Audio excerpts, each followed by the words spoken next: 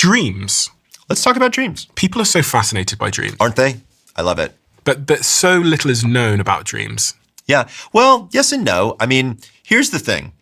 Dreams have been studied, honestly, since the dawn of time. If you look in the Bible, you will see that people are talking about dreams. If you look at ancient texts, people are wondering about these crazy movies that are going on in my head, right? When you start to look at dreams, here's the thing that I will tell you is dreams mean something to the dreamer. They don't necessarily mean something to somebody who is not the dreamer. And so when I do dream work, so to be clear, just take a step back. I took a year and a half and I became a dream therapist. So what does that mean? What is that even a thing? So dream therapy, by the way, is not dream interpretation. That is not, here's a symbol, here's what that means. Dream therapy is where you use dreams in the therapeutic context to help people with things like depression and anxiety. Let me give you an example, a nightmare, right? So when somebody let's say somebody was in an active theater of war and they watched one of their friends, God forbid, something terrible happened to them. And that image is now in their head. And now they constantly have this image over and over and over. But what happens is they're going, and they wake up. They're going, and they wake up. We talked a little bit about it earlier, that dreams are emotional metabolism, right? So dreams are where you work out all of these different things that are going on in your head and kind of become okay with them. So that way next day you can kind of move forward and keep doing your thing. Do we need to explain why we dream? Because I think that's the big sort of... Sure.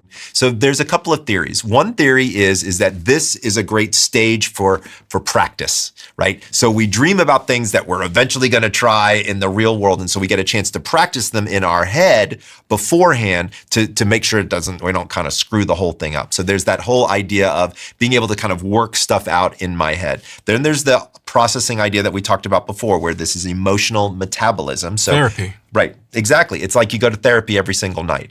Actually, it's a really good way to think about it. I hadn't thought about it like that, but I think I'm going to use that. I'm going to take that from you. Okay. I like that. Dreams are therapy every single night because they really are. You're really moving through a lot of that emotionality. Some people think dreams are complete nonsense. Some people think that's just some crazy movie in your head and it's just this after effect of your brain moving into a different mode and who knows what it could mean. I find that one hard to believe myself. Because humans don't do anything. I don't think so. That isn't for some type of survival benefit. For sure. It's a waste of energy or, Yeah, I agree. And so if we looked at it from an evolutionary perspective, like what is the evolutionary purpose of dreams?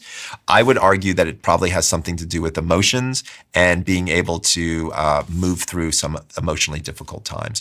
Or it's an early warning system. A lot of people dream things and it helps them understand something else that's going on in their life. You ever heard the thing people say, before I make this big decision, I want to sleep on it? Yeah. Right? This is what they're doing is when they sleep on it, all these desperate pieces of information come together and work themselves so that you can come to a solution. So I think the other reason that we dream is to come to solutions and to create innovation. That tracks in my life. I can be going to bed really thinking about something quite like, remunerating about something to the point that it's like overthinking and It's a problem, it's stressing me out. I can get 8 hours sleep and wake up and it's like the clouds have parted. Right. It's like magic. It's like magic. It's great. And I didn't realize this in the last couple of years when, my business has got bigger and there was more problems to work through. Right. That like actually I could use sleep as a weapon against the problem. Absolutely. Versus trying to stay up all night and solve the problem, I could focus on the sleep to solve the problem. Yeah, I do it all the time. And what you can actually do, it's called priming, is you can think about the problem in a way before you go to sleep, and then it triggers your brain to think about the problem while you're sleeping. What, do you write it down or do you? There's a lot of different ways you can go about doing it. So for example, what I have some people do is write down everything they can remember in their dream beforehand, before they come to therapy. But what you can do is something different. If you want to change your dream, you write it all down, but that you change the ending. Okay? And you read it several times before bed and it will actually change your dream. So what am I writing down before bed then? So let's say you had a scary dream, okay? You're walking through a haunted house and something terrible is going to happen when you walk out the back door. The night before? Yeah, the night before. Then I have you write all of that down. And then when you come into session with me, I say, okay, we're going to change the ending. Because at the very end, you walked out onto the porch and somebody, gotcha, right? So instead of that happening, you're going to walk out onto the porch and you're going to pull out a gun and you're going to shoot the guy. Okay. And so we change that in the dream, in what you wrote down, and then we talk about it in therapy. And then right before bed, you read this to yourself multiple times, and over 7 to 10 days, you change the ending of the dream. And how does that help? So it makes it more positive. And when you change the ending, the reason you're waking up is something is scaring you so much that you're waking up and you stop processing. And so when you change the ending and you don't wake up, you continue to process and then you move past the dream. Just like you said, when you wake up and the clouds have cleared, a lot of people wake up and the clouds don't clear because they have nightmares and they keep repeating it over and over and over again. It's quite remarkable. The process is very interesting. So what I do is I bring them into session, put them into a mild hypnotic state, only by doing some simple breath work, right? So let me give you an example of somebody that I worked with and tell you exactly how it went. So I was working with somebody who had pretty significant trauma. They had been raped, right? And so they were having nightmares about this. So it was a serious situation, right? So she had a nightmare of being in a jungle. And so I had her come in session, wrote it all down. And when we got to the end, we were walking through the jungle, which she was actually being chased through the jungle. So I turned to her and I said, okay, well, we're in the jungle. Tell me more about this jungle. And she said, what do you mean? I said, well, in jungles, there's lots of tropical plants. There are a lot of colorful flowers. And she'll stop. And you can see she's looking around inside her head at the dreamscape. And then she says, oh, there's some beautiful flowers over there. I've now advanced the dream. Right? Because she didn't know there were flowers before. Now she's imagined that they're flowers. I'm moving the dream forward. So we go over and we smell the flower. And I said, well, usually in jungles, there's animals. Are there any animals? Tick, tick, tick, tick, tick, tick, tick. Yeah, there's a lion. Oh gosh, is the lion friendly? Yeah, the lion is friendly. Can we go over and talk to the lion? Yeah, Michael, we can. So again, in her head, we walk over. So I say to her, does the lion have a name? And she said, I don't know, let me ask. So she asked the lion his name, and she said, yeah, his name is Jack. And I said, what does Jack mean to you?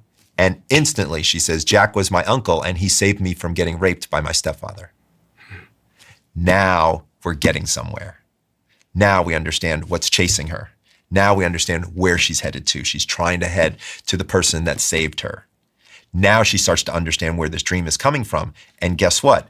In 3 or 4 more sessions, she doesn't have the dream anymore. Because you did what? Because she now understands where it is. She's no longer scared in the middle of her dream. She's able to understand it, wake up, and move forward. It's remarkable. It's kind of the coolest thing ever, if you want to know the truth of the matter. Working with people's dreams is just amazing stuff. And for people at home that might not have access to you, is there a simple thing that they can do to start to sort of get a hold of these dreams? Yeah. Number one is you could actually start a dream journal. So it's just a journal, and there's a couple things that you would write down in a given dream journal. So you might write down what was the theme, right? So describe it, like, was it dark out? Was it light out? Was it scary? Was it happy? You might describe the surroundings of it, and you might describe the people that are in it as well. And start listing these things and getting as detailed as you possibly can.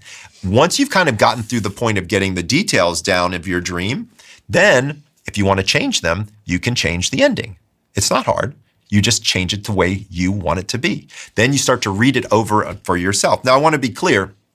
In terrible nightmare situations, this can be a little bit difficult. And so you're probably going to want to talk with your therapist about it and maybe work with the therapist while doing something like this. But it is absolutely possible to collect information in a dream journal and be able to do some interesting stuff with it. I would not recommend taking your dream and stuffing it into ChatGPT and asking ChatGPT what it means. Lots and lots of people are doing that these days. And here's why that's probably not the best idea. So number one, unless ChatGPT really knows and understands you, it's going to give some very broad-based sort of encyclopedia, here's a symbol that means this type of thing, which once again, we have very little evidence that actually works. So I would argue that you're better off talking about your dreams with people who know you, because they can actually help you understand a little bit more about what's going on. There's a few other items on the table here. Yeah. This is, I don't use this exact one, but maybe I should, but this has been an absolute game changer for me. So when I travel, when I'm on planes, I love a good sleep mask. My wife says it looks like I'm living in the 50s, when I'm wearing it, but I love a good sleep mask. That one in particular is pretty cool because you can remove the eye cups and you can change the sizing of where you want it. And then these you can replace these with things that heat or cool. But I love that particular eye mask. It works. Yeah, it's really works quite well. It's very dark in there. You definitely can't see a thing. That's crazy. Right? And then I've got one more thing that I think people will find interesting. I can't explain how much of a game changer it has been to cover my eyes when I go to sleep because, gosh, the amount of nights per week where, I don't know, there's like a crack in the curtains, or I don't know, someone gets up early and... Well, also for you, you're traveling all the time. On so planes, you're in planes, you're in different environments. Also, by the way, every time you're in a different environment, you have something called the first night effect. So we see this with every human on earth. When you sleep in a new place for the first night, you never sleep well because it's new sounds, new sights, new smells, all that stuff is new. So what's nice about having this is when I put one of these on, I don't have to worry about light. I don't have to worry about anything. Does CO2 play a role? In what way? In changing sleep. I was thinking if ventilation, the amount of oxygen in the room matters at all, because sometimes I go to hotels and they don't have windows you can open. Right. So air quality is also an important thing, not just air quantity, right? And so number one thing, if I was to tell people, hey, here's an easy thing to do to make your sleep better, just go out and buy an air purifier for your bedroom. Think about it. It's the room you spend more time in than any other room in the house. You want that air to be fresh and filtered. Right? And it's not expensive. 25 bucks. One sits in the corner, just runs the air, cycles all day long. That way you know you have good, clean, fresh air. Also, I tell people, open the windows once a week.